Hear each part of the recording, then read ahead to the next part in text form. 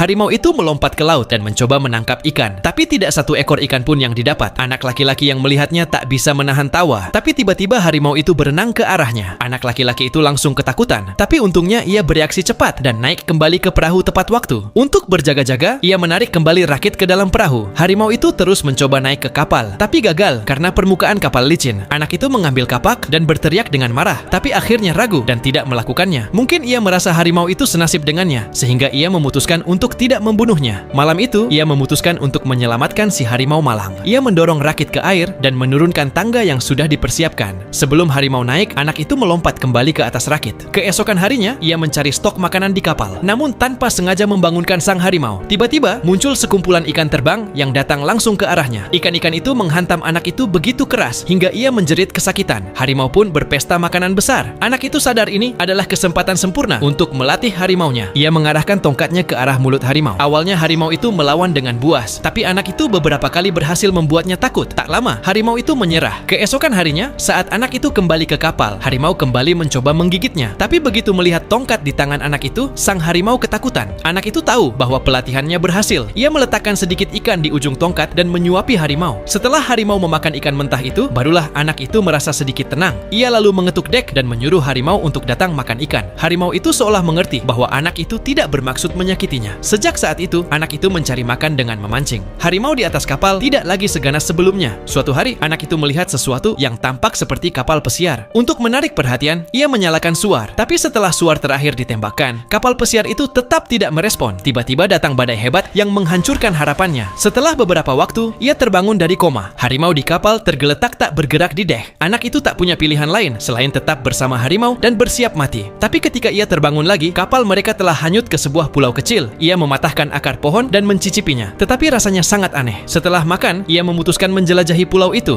Ia menemukan kucing luwak di mana-mana, juga berang-berang yang berkumpul di sekitar kolam air tawar. Anak itu melompat ke dalam kolam dan minum airnya sambil berenang. Sementara itu, harimau tetap di tepi dan terus makan. Tapi segera terjadi hal aneh. Kucing-kucing itu mulai memanjat pohon. Awalnya anak itu tidak terlalu peduli, tapi malam harinya, kolam yang jernih itu tiba-tiba penuh dengan tulang. Ia sadar ada yang tidak beres dengan pulau itu. Bahkan sang harimau pun enggan turun dari kapal karena terlalu takut untuk menginjak pulau. Kemudian, anak itu memetik bunga dan membukanya. Di dalamnya ada gigi manusia. Maka keesokan harinya, ia mengumpulkan air segar dan makanan, lalu cepat-cepat meninggalkan pulau itu bersama harimau. Setelah lebih dari 200 hari terombang-ambing di lautan, kapal rusak itu akhirnya mencapai pesisir Meksiko. Anak itu roboh di pantai karena kelelahan. Sementara sang harimau melompat dari perahu dan langsung masuk ke hutan.